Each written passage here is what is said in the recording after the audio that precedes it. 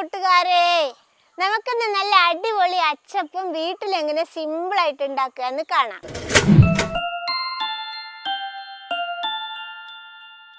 ഞാനിവിടെ 250 ml 2 cup അരിപ്പൊടിയിലാണ് ഉണ്ടാക്കുന്നത്. നമ്മൾ എടുക്കുന്ന അരിപ്പൊടി നമ്മൾ പത്തിരി നൂൽപുട്ടൊക്കെ ഉണ്ടാക്കുന്ന നല്ല നൈസ് അരിപ്പൊടി വേണം ഇത് ഉണ്ടാക്കാൻ എടുക്കാൻ. ഇനി നമുക്ക് ഇതിലേക്ക് പ്രധാനമായിട്ട് വേണ്ടത് തേങ്ങാപ്പാലാണ്. നമുക്കിതിൽ മൊത്തം വേണ്ടത് 1.5 കപ്പ് തേങ്ങാപ്പാലാണ്. ഞാനതിന് നല്ല കട്ടിയുള്ള പാല് 1 കപ്പ് എടുത്തിട്ടുണ്ട്. അത് നമുക്കിതിൽ ഒഴിച്ചു കൊടുക്കാം.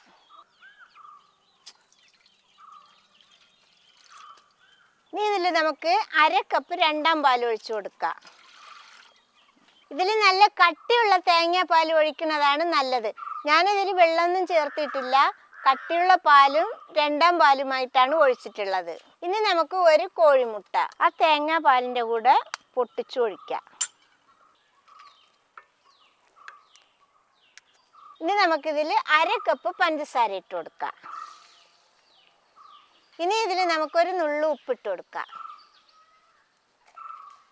ഇനി നമുക്ക് ഇതൊക്കെ പാടെ നന്നായിട്ടൊന്ന് മിക്സാക്കി എടുക്കാം. മുട്ടയും തേങ്ങാപ്പാലും പഞ്ചസാരയൊക്കെ ഒന്ന് മിക്സായി വരട്ടെ. ഇപ്പം പഞ്ചസാരയും മുട്ടയും ഒക്കെ നന്നായിട്ട് മിക്സായി അലിഞ്ഞ് വന്നിട്ടുണ്ട്. ഇനി നമ്മുടെ അരിപ്പൊടി കുറേശ്ശെ ഇട്ട് കൊടുക്കാം. ഞാനിവിടെ വറുത്ത അരിപ്പൊടിയാണ് എടുത്തിട്ടുള്ളത് കേട്ടോ.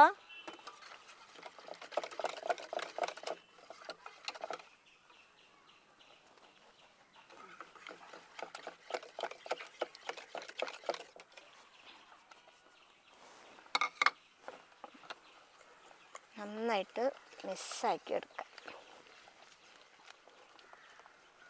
ഇപ്പം മാവൊക്കെ നന്നായിട്ട് മിക്സായി കലങ്ങി വന്നിട്ടുണ്ട്. ഇനി നമുക്ക് മിക്സിയിൽ വെച്ച് നന്നായിട്ട് ഒന്നുകൂടി അരച്ചെടുക്കാം.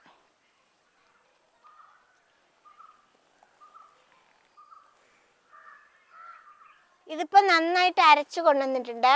ഇത് ഇനി നമുക്ക് ഈ പാത്രത്തിൽ തന്നെ ഒഴിച്ചു കൊടുക്കാം.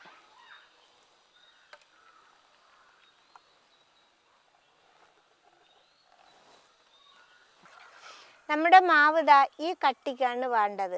എന്ന് വെച്ചാൽ ദോശ മാവിനേക്കാളും ലേശം കൂടി ലൂസിലാണ് വേണ്ടത്. ഇതിങ്ങനെ ഇതിപ്പോൾ നമ്മൾ മാവ് കലക്കിയത് വെള്ളം കൂടുകയാണെങ്കിൽ ലേശം അരിപ്പൊടിയിട്ട് ഇളക്കിയാൽ മതി. വെള്ളം അഥവാ കുറയുകയാണെങ്കിൽ ഇച്ചിരി വെള്ളം ഒഴിച്ച് കലക്കുക. അത് ഓരോരോ സ്ഥലത്ത് കിട്ടുന്ന അരിപ്പൊടിയുടെ വ്യത്യാസത്തിൻ്റെ പോലെ ആയിരിക്കും വെള്ളം കലക്കുന്നത്. ഇനി ഇതിൽ നമുക്ക് 3/4 ടേബിൾ സ്പൂണ് എള്ളിട്ട് കൊടുക്കാം. കറുത്ത എള്ള് ഇതുകൂടി നമുക്കൊന്ന് മിക്സാക്കി എടുക്കാം.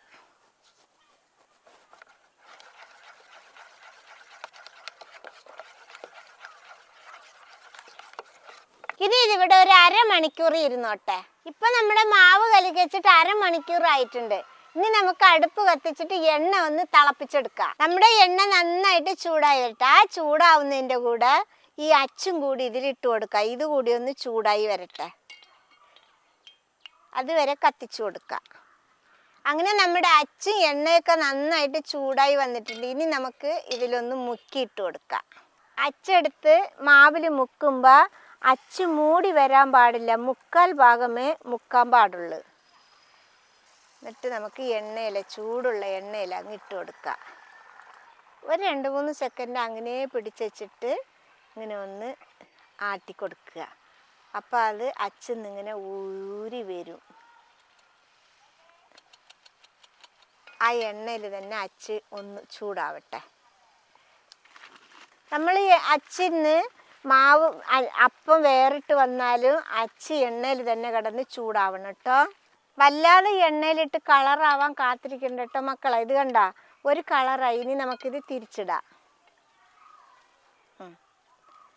ഇനി ഈ വശത്തിൻ്റെ കളറ് ആ വശത്തും കൂടി വരട്ടെ.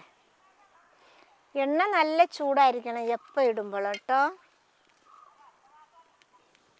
ഇനി നമുക്ക് ഇതെടുക്കാം. 2 വശത്തും ഒന്നുപോലെ ആയിട്ടുണ്ട്. കണ്ടില്ലേ?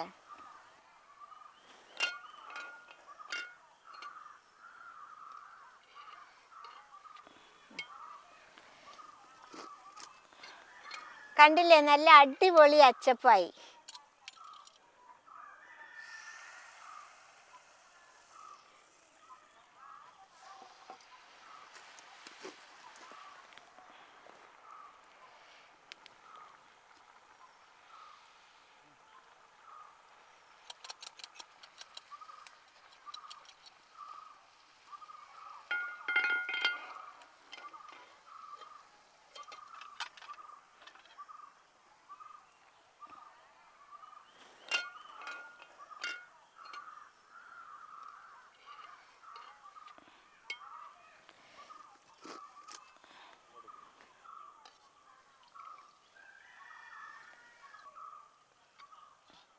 മക്കളെ അങ്ങനെ നമ്മളെ എല്ലാ അച്ചപ്പം ഉണ്ടാക്കി കഴിഞ്ഞു.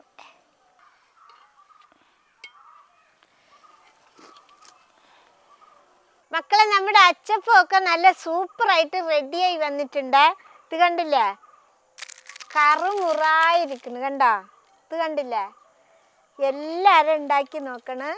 ഇഷ്ടപ്പെട്ടാൽ സബ്സ്ക്രൈബ് ചെയ്യുക, ലൈക്ക് ചെയ്യുക, കമൻറ്റ് ചെയ്യുക, ഷെയർ ചെയ്യുക. മക്കളെ ഫോളോ ചെയ്യാനും കൂടി മറക്കരുത് മക്കളെ.